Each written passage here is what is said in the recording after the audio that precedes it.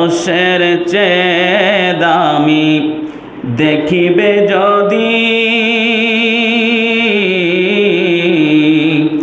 আরশের চেয়ে দামি দেখিবে যদি, রোজা মুবারক দেখো আল্লাহর প্রিয় দেখিবে যদি, তবে রোজা পানে চেয়ে দেখো। আল্লাহুম্মা সাল্লি মাওলানা মুহাম্মদ ওয়া আলা আলি সাইয়্যিদিনা লিল্লাহ। আলহামদুলিল্লাহি রাব্বিল আলামিন ওয়াল আকিবাতু লিল মুত্তাকিন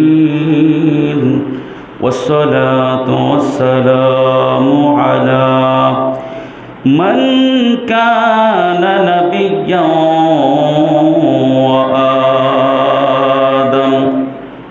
وآدم بين الماء والطين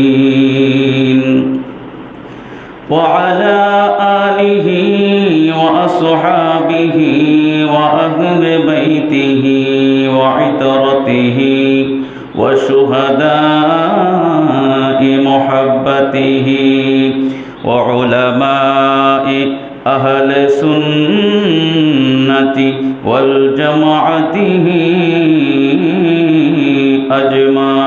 أجمعين. أما بعد فقد قال الله تبارك وتعالى في كلامه المجيد وفي فرقانه الحميد الشريف. أعوذ بالله من الشيطان الرجيم. بسم الله الرحمن الرحيم. لكل جعلنا منكم شرعة ومنهاجا. صدق الله مولانا العظيم وصدق رسوله النبي الحبيب الأمين المكين الكريم. ونحن على ذلك لمن الشاهدين والشاكرين والحمد لله رب العالمين. ربي صل وسلم وبارك عليه في شان حبيبه ومحبوبه ومعشوقه آمرا ومخبرا. إن الله وملائكته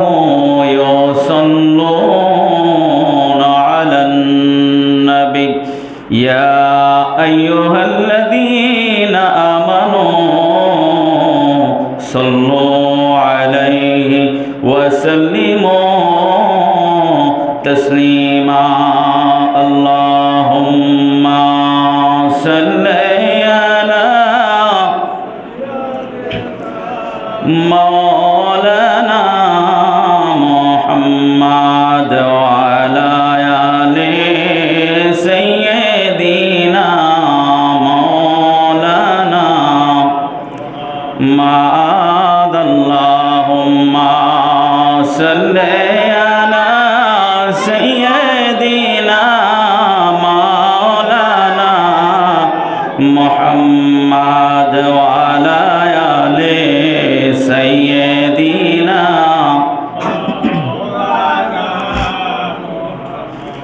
কালেমা পড়ার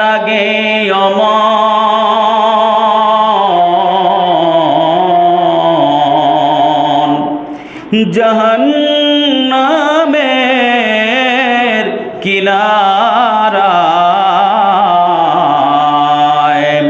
কালিমা পড়ার পরে অমন জান্নাতের মিনারায় আল্লাহুম্মা সাল্লি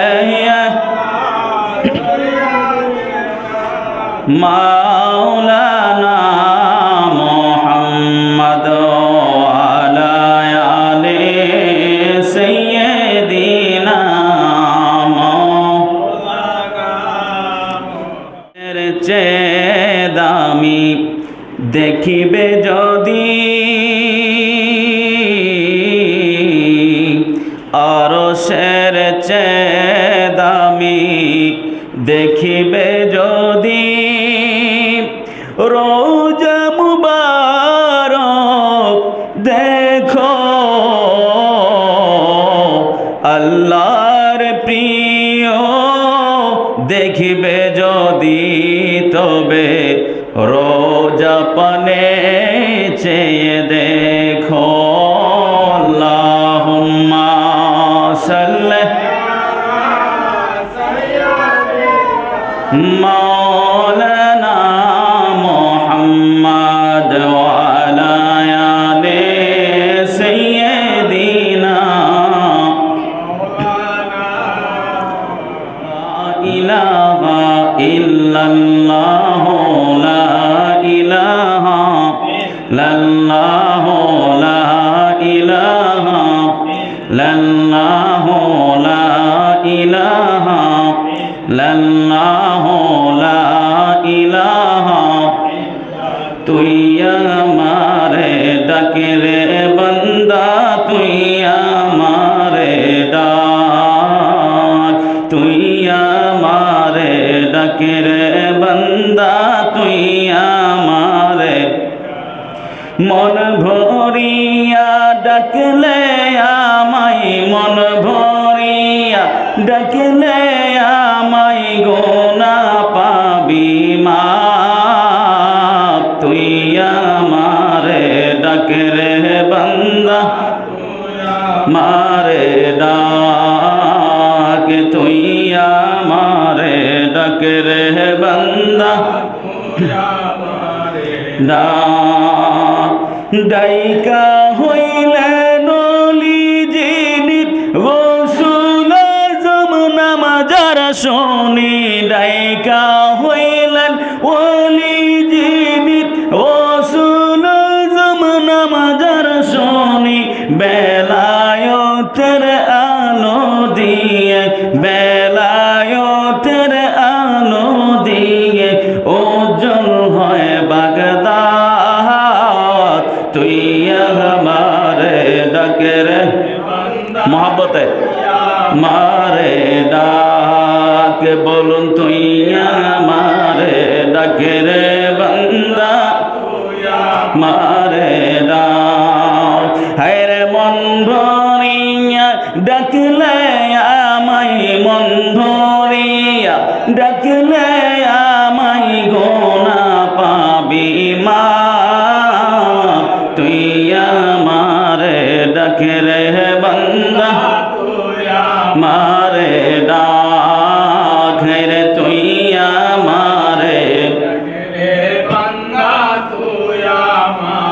ওরে ডাইকা হইলেন ওলি যিনি খাজা বাবা নামদার শুনি ডাইকা হইলেন ওলি যিনি খাজা বাবা নামদার শুনি আল্লাহ আল্লাহ নামের জিকির আল্লাহ আল্লাহ নামের জিকির করতেন দিবা রাত তুই আমারে ডাকে রে বান্দা তুই আমারে ডাক হায়রে তুই আমারে ডাকে রে বান্দা তুই আমারে ডাক হায়রে মন ভরিয়া ডাকলে আমায় মন ভরিয়া ডাকলে আমায় গোনা পা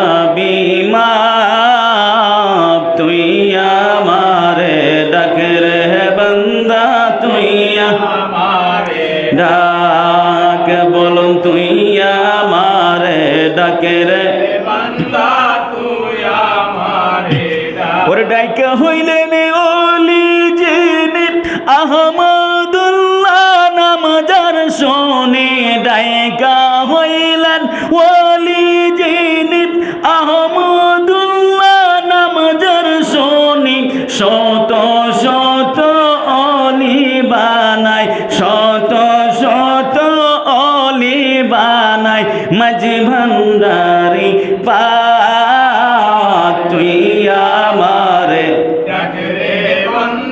তুই আমারে ডাক বল তুই আমারে ডাক রে রে ডাক ওরে ডাকা হইলেন ওলি যিনি গোলামুর রহমান নাম যার শুনে ডাকা হইলেন ওলি যিনি গোলামুর রহমান নাম যার শুনে শত শত অলি বানায় শত শত অলি বানায় মাঝ ভান্ডারি পাক তুই আমারে তুই আমারে ডাক বল তুই আমারে ডাক রে বান্দা তুই আমারে ডাক।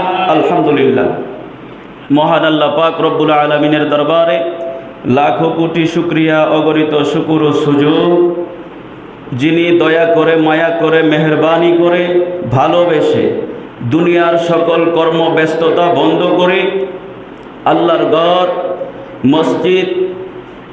মসজিদ আল দরবারে এলাহির মধ্যে পবিত্র জুমার সালাত আদায় করার, আলোচনা শোনার, আল্লাহর ঘরে সময় দেওয়ার আমাদের তৌফিক এনায়েত করেছেন। এতে আমরা খুশি না বেজার? সকলে অন্তরের অন্তঃস্থল থেকে পুঞ্জীভূত সকল ভালোবাসা উজাড় করে ওই মহান রবের দরবারে শুকরিয়া আদায় করি। সকলে বলি আলহামদুলিল্লাহ, আরো মহাব্বতের আওয়াজে বলি আলহামদুলিল্লাহ। সাথে সাথে লক্ষ কোটি দরুদুস সালামের নজরানা পেশ করছি মক্কার মতি, মদিনার জ্যোতি, দুকুলের সাথী, নিদানকালের কান্ডারি নবী মুহাম্মদুর রাসূলুল্লাহ সাল্লাল্লাহু আলাইহি ওয়াসাল্লামের কদমে পাকে। সকলে বলি আল্লাহুম্মা আমিন। আর মহাব্বতের আওয়াজে বলি আল্লাহুম্মা আমিন।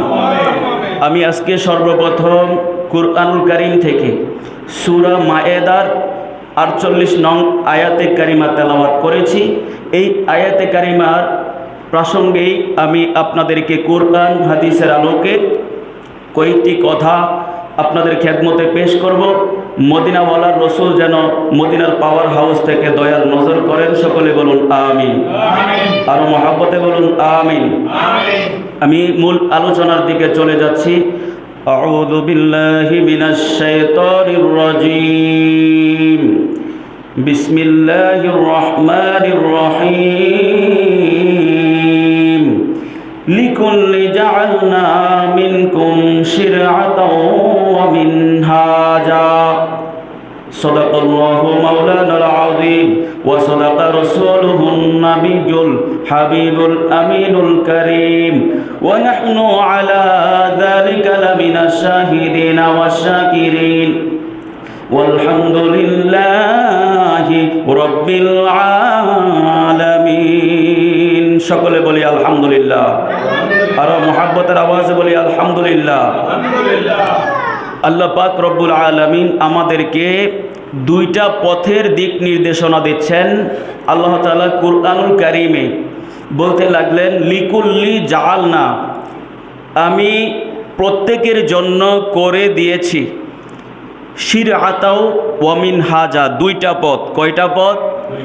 দুইটা পথ। একটা হচ্ছে শরীয়ত আর একটা হচ্ছে মিনহাজ তথা তরিকত। চিৎকার মেরে বলি সুবহানাল্লাহ। আল্লাহ তাআলা আমাদেরকে দুইটা পথের দিক নির্দেশনা আমাদেরকে আল্লাহ তাআলা দিয়েছেন, দেখিয়েছেন, আমাদের জন্য বরাদ্দ করেছেন। চিৎকার মেরে বলি সুবহানাল্লাহ।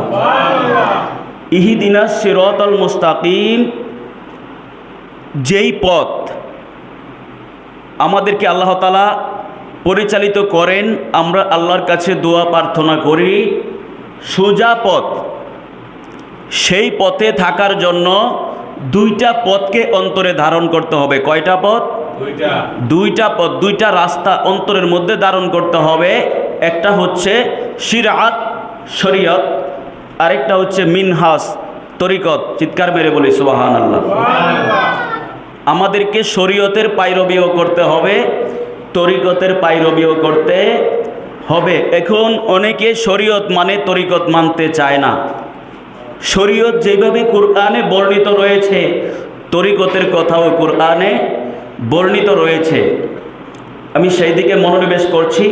সময় খুবই স্বল্প সময়ে আপনাদেরকে মূল ঘটনাটুকু, মূল আলোচনাটুকু উপস্থাপনা করার চেষ্টা করব। আল্লাহ পাক রব্বুল আলামিন কুরআনুল কারীমে আরেকটি সূরা নাজিল করেছেন, যেই সূরাটির নাম হলো সূরাতুল কাফ। সূরাতুল কাফ। এই সূরাতুল কাফের মধ্যে, সূরাতুল কাফের ৬২ থেকে কত ৬২ থেকে ৮২ নম্বর আয়াত কারিমা পর্যন্ত আল্লাহ তাআলা একটি ঘটনা, শরীয়ত তরিকত সম্বলিত একটি ঘটনা এক্সাম্পল স্বরূপ, উদাহরণস্বরূপ আমাদেরকে কুরআনুল কারীম নাজিলের মাধ্যমে আমাদের শিক্ষা দিয়েছেন। উচ্চ আওয়াজে বলি সুবহানাল্লাহ। এই কাফের মধ্যে কি ঘটনা উল্লেখ করেছেন? মুসা আলাইহিস সালাম, যিনি বনি ইসরাইলদের নবী ছিলেন। কাদের? বনি ইসরাইলদের যিনি নবী ছিলেন, মুসা কালিমুল্লাহ আলাইহি সালাতু ওয়াস সালাম, যিনি আল্লাহর সাথে কথা বলতেন। চিৎকার মেরে বলি সুবহানাল্লাহ। এই জন্য তিনার নামের পরে লকব হচ্ছে কালিমুল্লাহ। কালিমুল্লাহ, যিনি আল্লাহর সাথে কথা বলেন, যিনি আল্লাহর সাথে কথা বলেন। এই বনি ইসরাইলের নবী মুসা কালিমুল্লাহ আলাইহি সালাতু ওয়াস সালাম, তিনার মাধ্যমে একটি ঘটনা উপস্থাপন করে আল্লাহ তাআলা শরীয়ত এবং তরিকতের শিক্ষা আমাদেরকে দিয়েছেন। চিৎকার মেরে বলি সুবহানাল্লাহ। তাফসীরে জালালাইন এই ঘটনার পরিপ্রেক্ষিতে তাফসীরে জালালাইনের মধ্যে বুখারী শরীফে একখানা হাদিস শরীফ কোট করেছেন। প্যারা রসুল বলতে লাগলেন, একদা মুসা কালিমুল্লাহ আলাইহি সালাতু ওয়াস সালাম বনি ইসরাইলদের মাঝে, বনি ইসরাইলদের একটি সমাবেশে, বুঝতে পেরেছেন? একটু মনোযোগ দেবেন। বনি ইসরাইলের একটি সমাবেশের মধ্যে মুসা কালিমুল্লাহ আলাইহি সালাতু ওয়াস সালাম আলোচনা করছিলেন। কি করছিলেন? আলোচনা করছিলেন। তখন আলোচনার ফাঁকে বনি ইসরাইলের মধ্য থেকে এক উম্মত দাঁড়িয়ে মুসা কালিমুল্লাহ আলাইহি সালাতু ওয়াস সালামকে প্রশ্ন করলেন, হে মুসা নবী, এই বনি ইসরাইলি জমানার মধ্যে সবচেয়ে বেশি জ্ঞানী কে? বুঝতে পেরেছেন? সবচেয়ে বেশি জ্ঞানী ব্যক্তি কে? মুসা কালিমুল্লাহ আলাইহি সালাতু ওয়াস সালাম তিনি চিন্তা করতে লাগলেন, ভাবতে লাগলেন যে গোটা জগৎ বনি ইসরাইলের জমানা, এই জমানার নবী হলাম আমি মুসা কালিমুল্লাহ, যিনি আল্লাহর সাথে কথা বলেন।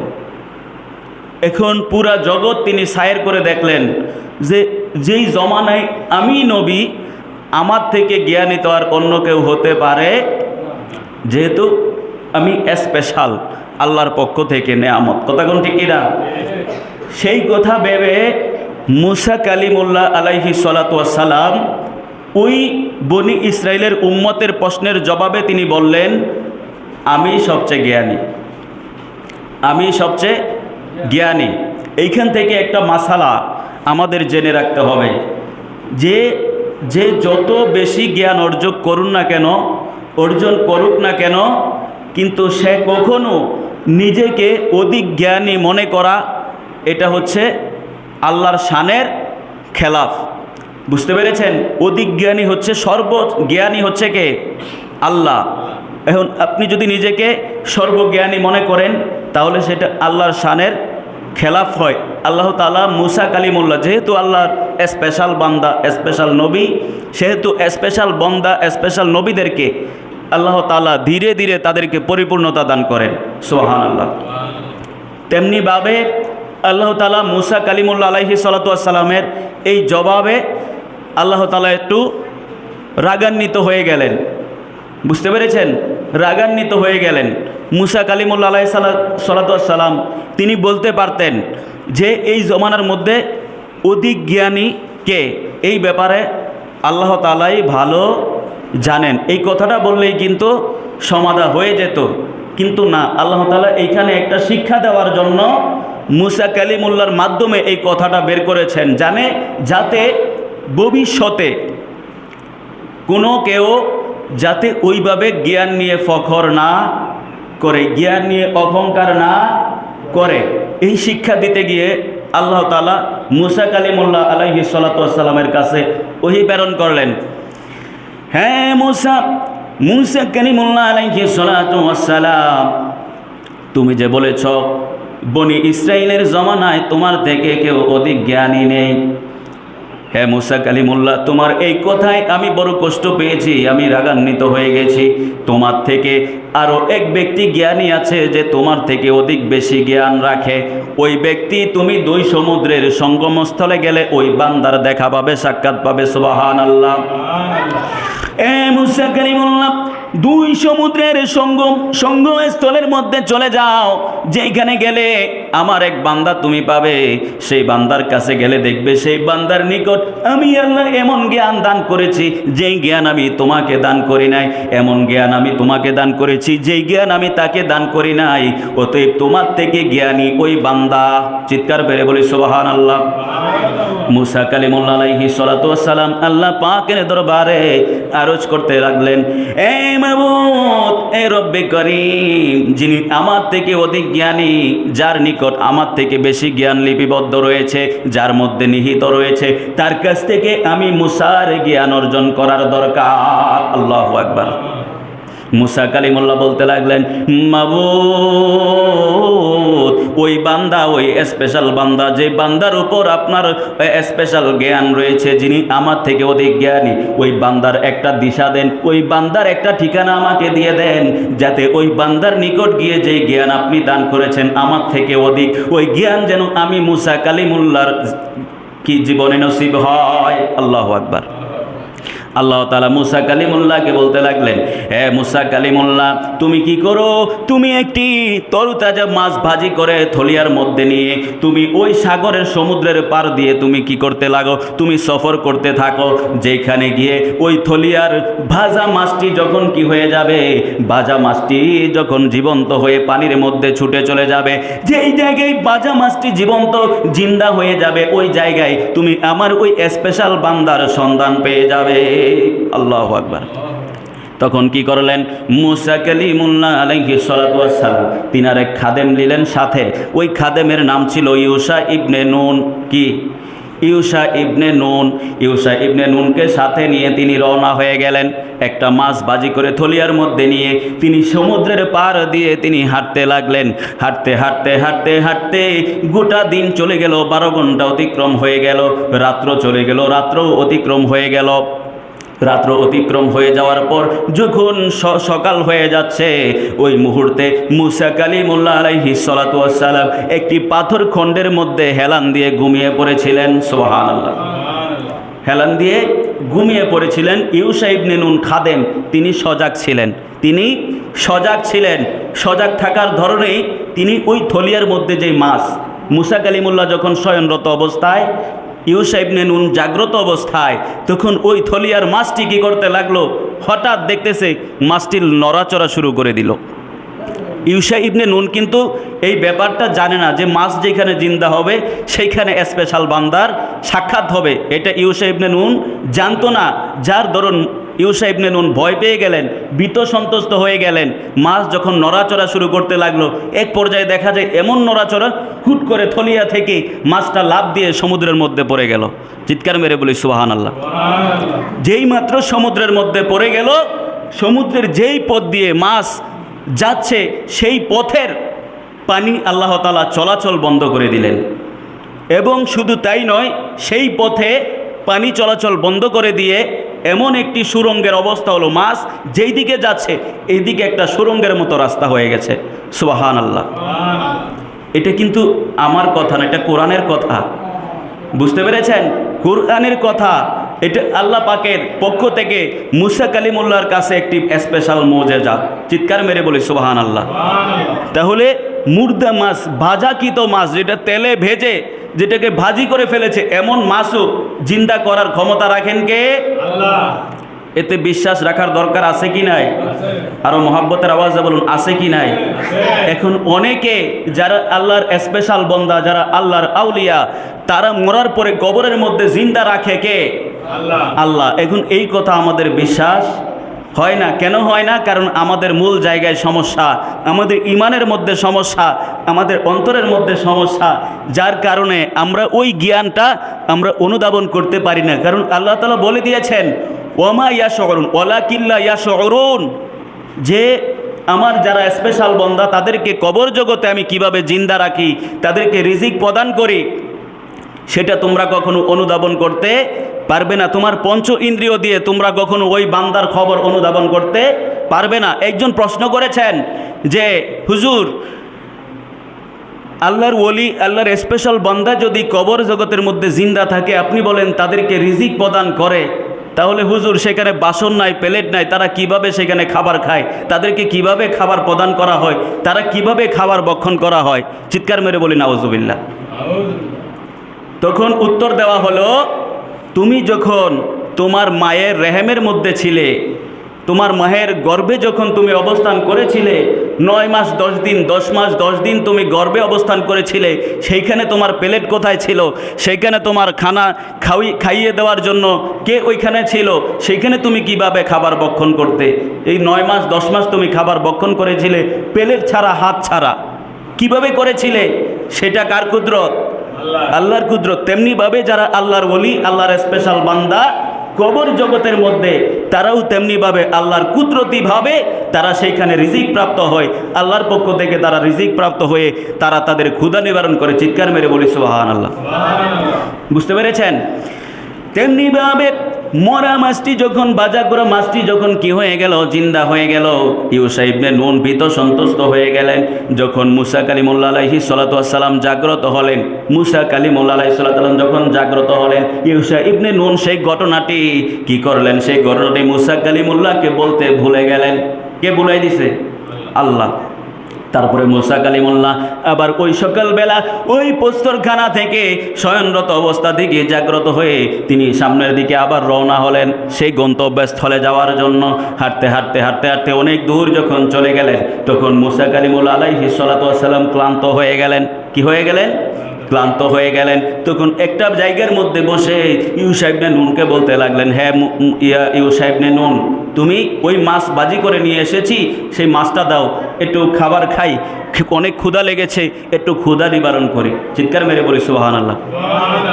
ওই প্রশ্ন করা মাত্রই ইউসা ইবনে নূর স্মরণ হয়ে গেল, হ্যাঁ মুসা নবী, আমরা পূর্বে যে প্রস্তরখানার মধ্যে শয়নরত অবস্থায় ছিলাম, ওই জায়গার মধ্যে থলিয়ার মধ্যে যেই বাজা মাছটি ছিল, সেই বাজা মাছটি নড়াচড়া করে জিন্দা হয়ে সমুদ্রের মধ্যে চলে গেছে। মুসা কালিমুল্লাহ বলতে লাগলেন, সেইটাই তো আমাদের লক্ষ্যস্থল, সেইটাই তো আমাদের গন্তব্যস্থল।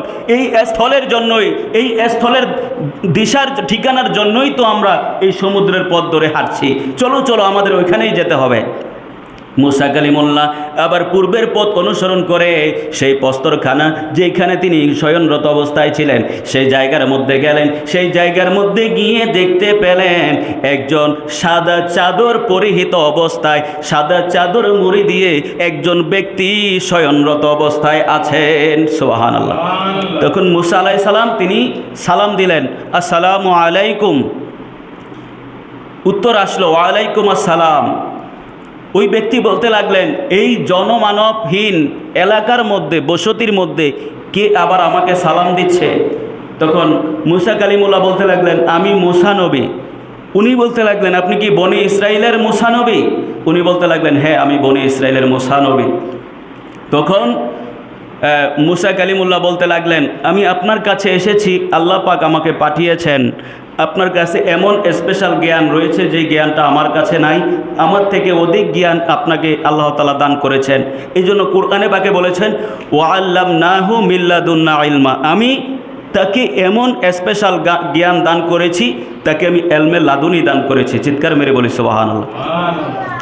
এলমে লাদুনি, যেটা আল্লাহ প্রদত্ত জ্ঞান, আল্লাহ প্রদত্ত জ্ঞান আমি তাকে দান করেছি।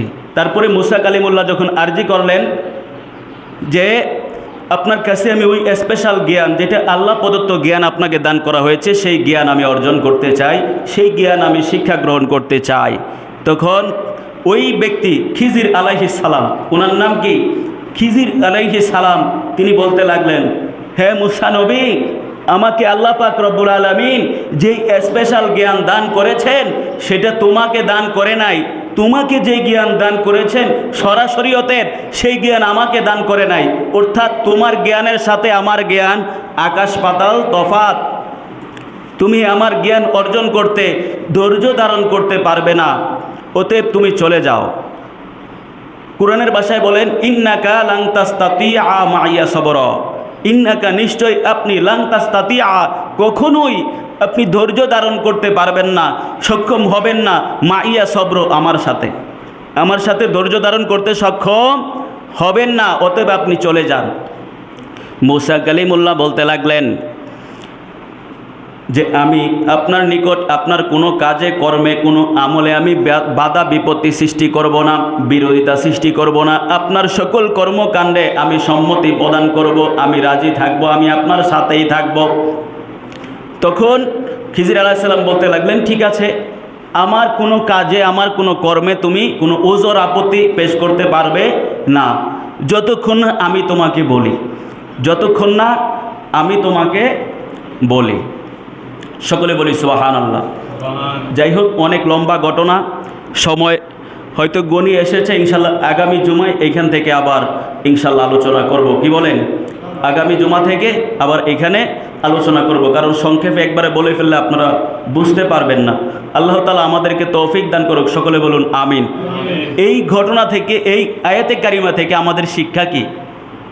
একটা শিক্ষা আছে না, যেহেতু কোরআনের ঘটনা, মুসা নবীকে সফর করিয়েছেন স্পেশাল বান্দা খিজির আলাইহিস সালামের নিকট। ওইটার টাইম কম, 10 মিনিট কম, এটাতে 10 মিনিট আর কি, বুঝতে পেরেছেন? তো মুসা কালিমুল্লাহ আলাইহিস সালাতু ওয়াস সালাম তিনাকে সফরে পাঠিয়েছেন। এটা কি মাস? সফর মাস। কি মাস বলেন না? সফর মাসের প্রথম জুমা। এই জন্য সফর মাসের কিছু তথ্য, সফর মাসের কিছু আলোচনা আপনাদের সামনে তুলে ধরার আমি চেষ্টা করেছি। সফর মাসটা অত্যন্ত গুরুত্বপূর্ণ। সফর মাসে আল্লাহর ওলির দরবারে সফর করেছেন আল্লাহর নবী, বনি ইসরাইলের নবী মুসা কালিমুল্লাহ আলাইহিস সালাতু ওয়াস সালাম। চিৎকার মেরে বলি সুবহানাল্লাহ। বুঝতে পেরেছেন? এইখান থেকে কি শিক্ষা নেওয়া যায়? এইখান থেকে শিক্ষণীয় বিষয় হচ্ছে, জ্ঞান অর্জনের জন্য, নিয়ামত অর্জনের জন্য, রহমত অর্জনের জন্য তোমরা সুদূর থেকে সুদূরে ওলি আল্লাহর দরবারে সফর করো। চিৎকার মেরে বলি সুবহানাল্লাহ। কারণ ওলি আল্লাহ যারা, তাদের নিকট এমন জ্ঞান আল্লাহ তাআলা দান করেছেন, যেটা হচ্ছে স্পেশাল জ্ঞান। ওয়া আল্লামনাহু মিন লাদুন্না ইলমা, ইলমে লাদুনি, যেই জ্ঞান দিয়ে আল্লাহ পাওয়া যায়, রসুল পাওয়া যায়, আল্লাহর ওলি হওয়া যায়। চিৎকার মেরে বলি সুবহানাল্লাহ। আর মহাব্বতের আওয়াজে বলি সুবহানাল্লাহ। সহজে বুঝতে পারবেন, আমরা যারা নামাজের পায়রবি করি, আমরা যারা রোজা রাখি, আমরা যারা হজ করি, আমরা যারা জাকাত দেই, আমরা যারা সরাসরিয়তের সকল আমল, সকল এবাদত বন্দেগী আমরা যারা পুঙ্খানুপুঙ্খানুভাবে আমরা আদায় করি, কিন্তু আল্লাহর ওলি হতে পারি না। মারা গেলে আমাদের মাজার হয় না, আমাদের কবর হয়, আমাদের কবর হয় বাঁশের জারে, আমাদের কবর হয় পুকুর ধারে, আমাদের কবরের কোনো নিশানাও থাকে না। কারণ নিশানা তখনই থাকবে যখন আপনার নামাজ ওলি আল্লাহর নামাজের সাথে সম্পর্ক থাকবে, আপনার রোজা ওলি আল্লাহর রোজার সাথে যখন সম্পর্ক থাকবে, আপনার হজ ওলি আল্লাহর হজের সাথে যখন সম্পর্ক থাকবে, ওলি আল্লাহর সাথে যখন আপনার সম্পর্ক স্থাপন হবে, তখন আপনি মারা গেলেও কবরে পাকে জিন্দা থাকবেন, জিন্দা রাখবে আমার আল্লাহ। চিৎকার মেরে বলি সুবহানাল্লাহ। তাহলে নামাজ, রোজা, হজ, জাকাত, জিকির আজকার করে যদি ওলি আল্লাহ হওয়া যেত, প্রতিটা মসজিদের ইমাম খতিব আল্লাহর ওলি হয়ে যেত। বুঝতে পেরেছেন? প্রতিটা মসজিদের ইমাম খতিব আল্লাহর ওলি সর্বপ্রথমে হইতো, তাদেরকে সর্বপ্রথমে আল্লাহর ওলির কাতারে তাদেরকে রাখা হইতো। কিন্তু তাদেরকে কেন রাখা হয় না? নিশ্চয়ই এইখানে কোনো কারণ আছে, সেই কারণটা হচ্ছে ও আল্লামনাহু মিন লাদুন্না ইলমা, আল্লাহ প্রদত্ত এলমে লাদুনি স্পেশাল জ্ঞান দিয়ে আল্লাহ তাআলা ওই বান্দাকে গুণী বানিয়ে বান্দা থেকে আল্লাহর বন্ধু, আল্লাহর আউলিয়ায় পরিণত করে নেয়। চিৎকার মেরে বলি সুবহানাল্লাহ। আল্লাহ তাআলা আমাদেরকে আল্লাহর ওলির মাজার জিয়ারত করা, আল্লাহর ওলির দরবারে সফর করা, তাদের থেকে তাদের সুহবতে গিয়ে তাদের সান্নিধ্যে গিয়ে আল্লাহর রহমত নিয়ামত বরকত হাসিল করার আমাদের তৌফিক দান করুক। সকলে বলুন আমিন। ওমা আলাইনা ইল্লাল বালাগ। আসসালামু আলাইকুম ওয়া রাহমাতুল্লাহি তাআলা ওয়া বারাকাতুহু। যারা